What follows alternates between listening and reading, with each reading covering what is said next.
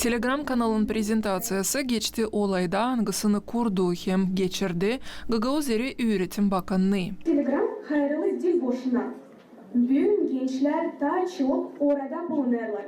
O yüzden bizim niyetimiz yapma öyle dini vakit internette olsun dil sadece meraklı ama faydalı. Açan söz gider ana dilimiz için. Telegram kanalında hepsi materyaller Gagauz dilinde hem Gagauz dili için, kulturası için. Bizim kanalda biz okuyarız türlü janralarda yaratmaları, şiirlerin anlatmaları, tanıştırırız yazıcıların hem onların yaratıcılığını.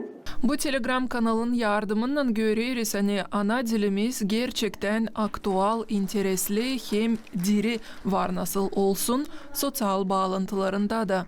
Çizgiledi Gagauzeri Üretim Bakanlığı'nın başı Natalya Kristeva yeni konkursu haberleyerek.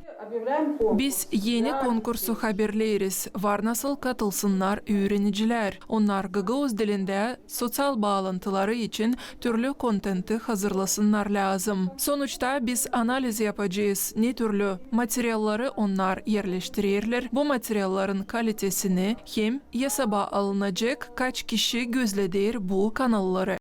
Bu konkursta tarayan öğrencilere diplomlar hem para ödülleri verilecek. Bundan kare onlar hem kendilerini andıracaklar hem de Gagauz dili ilerlesin diyeni kuvvet koyacaklar. Valentina Çoban, Grigori Stavilov, Irina Rizunets, GRT Haberler.